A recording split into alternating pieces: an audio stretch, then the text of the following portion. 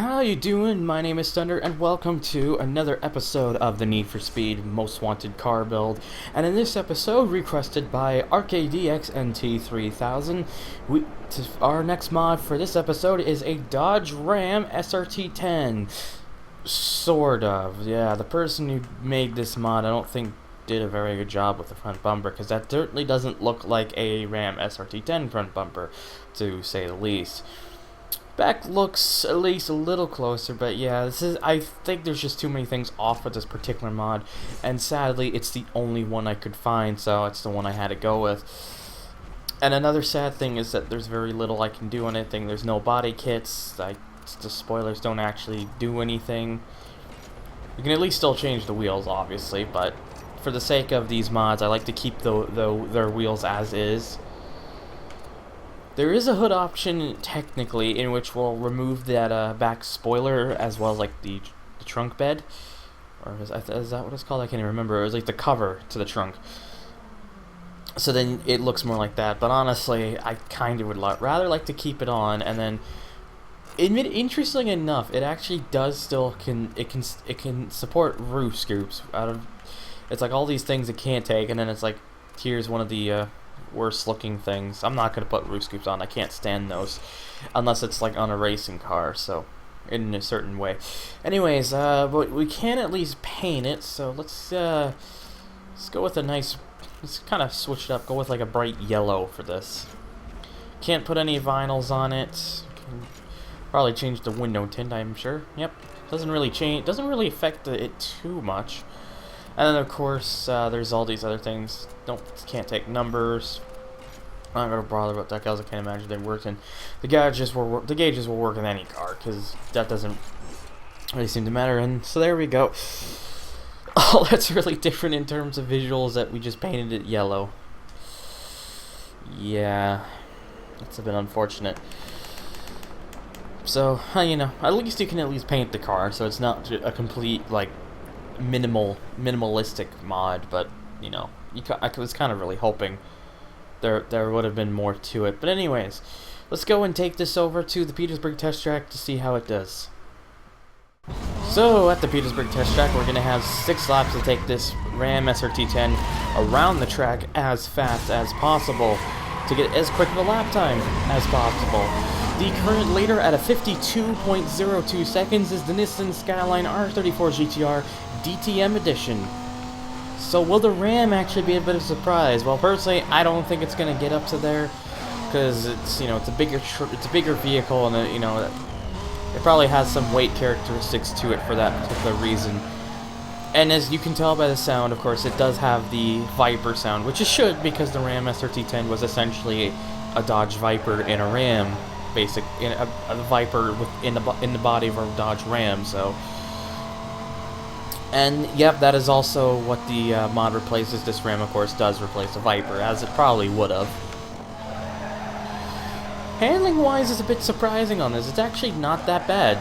It's got a little bit more than I was expecting for it to give, but I don't exactly see it possibly getting more than about a 57-second area.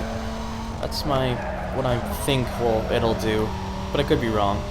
Anyways, and yeah, I'm showing off the hood view, because the hood view on this is a little bit, the positioning's a little bit off, because you could see inside the vehicle bit, which is a little bit unfortunate. So let's try to go in there. Oh, that was good. Took it at a perfect way, kept much of the speed up. Trying to really, I feel like if you really swing this car this truck basically through the corners quick enough, you'll be able to get them through, and it'll be pretty good. So, well, let's see, we can keep going here. That's all right. Here's the bumper view. Yes, it does put it all the way up down to the bottom still. So, and it's one of the reasons I am using it too, is because this vehicle sits tall. It's a little difficult to see around it. Okay, there we go. 58.79, so not quite the 57-second area like I thought it would hit, but we do have a few more laps to see if that's at least possible. But you know, at least a good thing for this truck is that it does not sit at the bottom of the field, so... Because I personally would have been very disappointed if that was the case. You know, here's a truck with a V10 engine that chunks out like 500 horsepower, and most likely more because of upgrading the car in this game.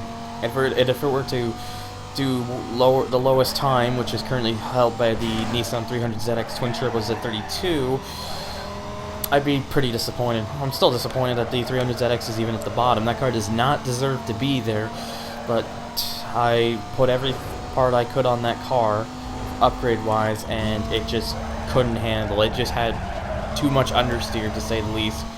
58.66, there we go. Managed to improve it a little bit. But can we improve it even more, so... Get through there. Oh boy. Okay, nope, we're good. We are good. Get through there a bit early, there we go. Yep, looks like this is a pretty easy vehicle to drive. It'd be pretty good for playing the game through with, because it's not trying to slide or anything. It's the handling, it's at least got a decent amount of grip. It's not a bad vehicle to drive at all, honestly. So I'm trying quite hard to get as best of a time as I can here. So, and yeah, I took that corner completely wrong, so that lap is ruined. I really should just be going back to taking those out on the first lap, so I don't have to worry. Ugh.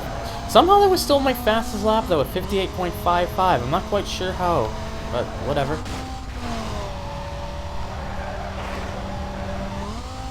I lost a lot of speed through that jump. That was quite a bit more than I was expecting. Yeah, that could have been a little bit better, I think, but you know, it still wasn't too bad. So yeah, that's gonna bug me now if I can't beat that lap that I just did, because that was a 58.55, and I had screwed up a little bit, so I took that one corner back there quite good, though. That's really good, actually. Although that was a little hairy. And I've still screwed up the lap somehow. Way to go, me. Alright, okay, no excuses. Let's make sure that this last lap is the one to do it. So yeah, that, of course, I expected 59.78 for that one. I need to make this last one is the one. Oh boy, that wasn't particularly very well, but that's okay. We're still moving. Come on. I believe this car can do faster. I want it to do faster. Oh, that was perfect through there. That was very, very good. Come on. Just keep it up. More speed. Try to be easy with the steering. A little bit low on that one, but not terrible. Come on, this is looking good. This is looking pretty damn good. I have a feeling a 57-second lap time may be possible with this thing. I just gotta nail this here. Going a bit wide, damn. Come on. At least tell me that was the lap that I needed. Yes, there we go. A 57.86. Managed to get it into that 57-second area. There we go. That very nice. So, I don't even know why I'm pausing here, but what am I doing anyways? It's still morning, so forgive me. So that 57.86 second lap time puts the car into 23rd place, beating out the likes of the Porsche 911 Turbo S, Subaru Impreza WRX STI, and Lexus IS300, and it's just a very, very slight bit back on the Lamborghini Murcielago. So, the truck did a decent job, but what else can do a decent job? Find out in a future episode of the Need for Speed Most Wanted car build. And as always, if you have any comments, please feel free to leave them down below. If you have a suggestion, also feel free to leave them down below. I put a pace spin though in every video, at least I'm trying to remember to make sure I do. And if your name's already in there, wait till your first suggestion's up before you make a new one. And as always, of course, guys, thank you guys for watching. And take care.